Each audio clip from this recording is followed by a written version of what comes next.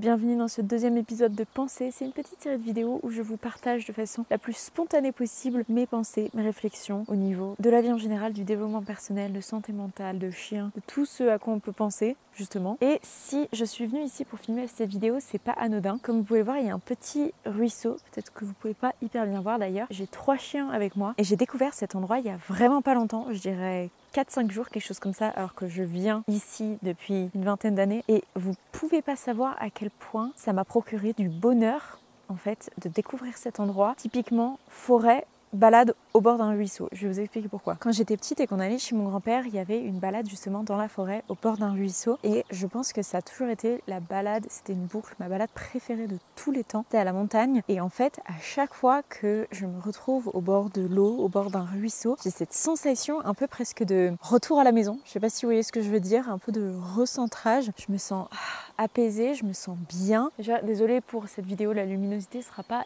parfaite puisque je traverse des feuilles, donc c'est pas hyper simple. L'eau en général a un effet hyper apaisant sur moi, hyper ressourçant. Je sens que je suis attirée justement vers l'eau, j'en ai besoin. Et en fait, de découvrir cet endroit et de revenir typiquement dans ce genre de balade où encore une fois, il y a de la forêt, des chiens et juste pas un bruit, de la nature autour. Vraiment, ça me fait du bien en fait. J'ai l'impression de redevenir, de retrouver un peu les sensations de petite fille. Par contre, les arbres qui grincent comme ça au-dessus de moi, c'est pas ouf avec le vent. Ça me permet de faire un lien justement avec le sujet dont je voulais vous parler aujourd'hui, à savoir ce besoin presque, complètement viscéral d'ailleurs, et inconscient que j'ai eu ces derniers mois de retrouver, refaire, pratiquer, repratiquer des hobbies, des passe-temps, des passions que j'avais quand j'étais petite. Et ça, c'est un truc qui m'était pas arrivé depuis super longtemps.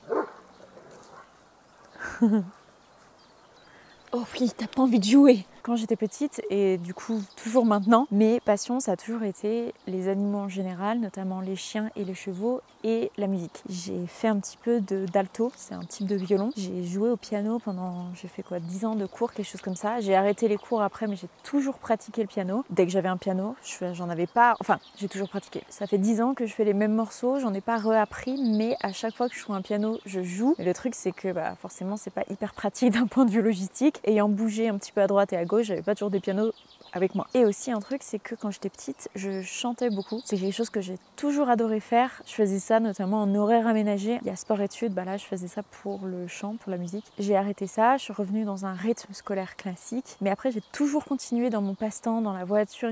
Dès que j'ai de la musique, je chante et ça m'a toujours procuré pareil un bien-être. Et je pense quand même que ces dernières années, je le faisais moins et j'ai observé ça notamment parce que j'ai ressenti ce besoin, encore une fois, presque viscéral de rechanter tout le temps. Alors, je faisais ça en privé, mais juste chantonner, avoir de la musique dans la tête, avoir envie d'arriver à bien chanter, etc. Je me suis réentraînée en faisant des exercices pour la voix. Et ça faisait des années que ça m'était pas arrivé. Et c'est marrant parce que tout est arrivé un petit peu en même temps. Cette relation, ce lien avec les chevaux, j'ai de plus en plus besoin de le retrouver. Ce lien aussi avec la nature. J'ai l'impression que j'ai besoin d'être dans la nature. J'ai envie de prendre le temps de contempler ce qu'il y a autour de moi, d'observer, d'analyser les détails. J'ai toujours été un peu passionnée par tous les insectes, pas les insectes mais les bêtes en général. Si je vois des fourmis en train de construire un truc, j'en sais rien, mais je vais prendre le temps, je vais regarder et ça m'a toujours rempli un peu de bonheur, presque innocent en fait dans un sens, et je le faisais beaucoup moins parce que j'ai eu beaucoup d'angoisse ces dernières années et en fait inconsciemment mon corps, mon cerveau, mon mental en fait s'est focus sur la priorité qui était de me sécuriser parce que c'était pas le cas intérieurement et donc ça passait au-dessus de tout. Je sais pas si vous voyez ce que c'est la pyramide des besoins de Maslow. En gros, c'est une pyramide, un triangle où en fait il a catégorisé les besoins qu'on peut avoir en tant qu'humain. Alors ça marche aussi chez les chiens en l'adaptant un petit peu forcément. Donc pour l'humain, ça va être vraiment avoir un toit, avoir de quoi boire, de quoi manger. Et après, la notion de sécurité aussi physique. Ensuite, ça va être plus ce qui est besoins biologiques. Après, ça va être les besoins plus d'épanouissement, le lien social, les hobbies, tout ce qu'on peut faire en fait de plus léger, ce qui va nous stimuler, le sentiment d'utilité. Ça peut être avec le travail par exemple, ou alors des jeux, des passions, des activités. Donc plus on monte, moins c'est vital et important dans un sens, et en même temps ça veut aussi dire que si on arrive en fait dans ces hauts niveaux, ça veut dire qu'on peut pas travailler si on n'a pas ce qui est en bas de sécurisé. Mais il est intéressant d'observer que généralement, par exemple, si on est hyper angoissé parce qu'on se sent pas en sécurité, on va pas spontanément partir d'un coup l'esprit léger à faire autre chose, parce que notre corps, pour notre organisme, la priorité c'est justement d'assurer notre survie, même si physiquement on n'est pas en danger. Moi c'est ce qui se passait beaucoup avec les angoisses, c'est que je me sentais pas sécurisée en moi-même, dans mon environnement, donc j'ai appris à le faire, j'ai appris à le travailler. Ça a été un long travail justement ces dernières années, quelque chose que je pourrais un peu plus détailler si jamais c'est un sujet qui vous intéresse. Mais j'ai ressenti du coup ces derniers mois une sorte d'apaisement intérieur qui, je pense, du coup m'a fait comprendre que ça y est, les niveaux du bas se consolident vraiment, et maintenant je me sens beaucoup plus sécurisée en moi, donc j'aspire à différentes choses et à retrouver en fait des passions, des centres d'intérêt. Pas que je les ai mis de côté complètement, mais ça se manifestait pas de façon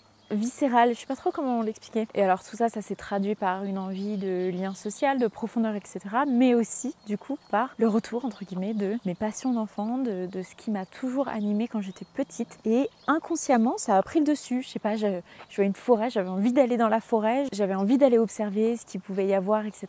Prendre le temps, contempler. Et ça, c'est quelque chose qui m'était pas arrivé depuis très longtemps. Et à ressentir, c'est marrant parce que c'est un petit peu perturbant, parce qu'on retrouve des sensations d'enfant. Vous savez, la mémoire corporelle, c'est quelque chose qu'on n'a pas ressenti depuis longtemps. Donc c'est toujours un peu surprenant, mais positivement, parce que c'est des bonnes sensations. Quand il s'agit de mémoire corporelle avec des sensations moins cool, c'est tout de suite moins drôle, mais pour le coup, c'est positif. Et du coup, il y a un côté, je trouve, hyper encourageant, hyper apaisant, hyper motivant aussi, réconfortant, parce que un peu l'impression de se recentrer, de revenir un petit peu à l'essence de nous-mêmes, de qui j'étais. Ça fait du bien, ça fait vraiment du bien, et c'est assez marrant parce que ça s'est quasiment fait vraiment inconsciemment, un peu du jour au lendemain en fait.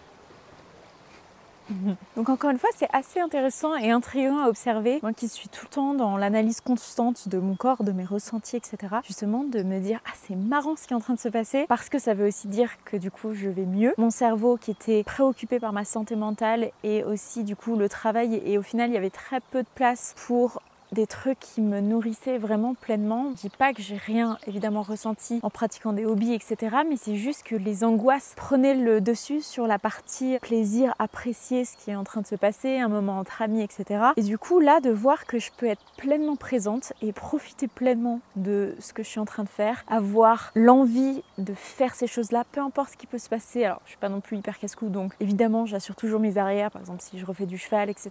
je m'assure autant que je peux de pouvoir mettre toutes les chances de mon côté pour être en sécurité, faire ce qu'il faut, etc.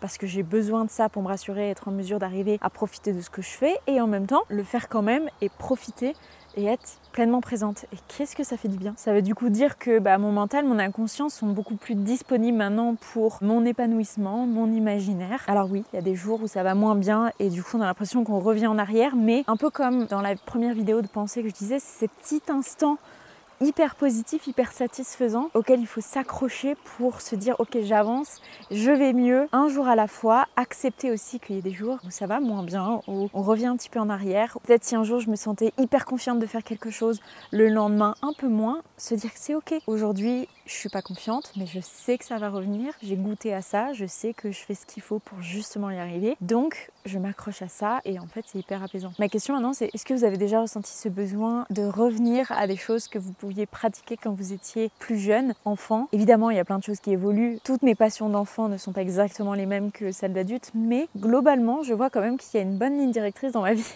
orientée nature et animaux, mais évidemment après on l'adapte en fonction de notre âge et de ce qu'on fait et de notre environnement de vie aujourd'hui qui est forcément différent que quand on était enfant. Mais voilà, ça m'intéresse aussi de savoir si vous avez déjà vécu ou expérimenté ce genre de sensations. N'hésitez pas à me le dire dans les commentaires. J'espère que cette petite vidéo vous aura plu, et pour terminer je vais vous laisser sur quelques images de cette forêt justement que je trouve hyper apaisante avec mes 3 chiens qui se promènent. Alors le frère de Jeep n'est pas à moi, c'est le chien de ma tante, je le garde en ce moment, donc voilà, prenez soin de vous.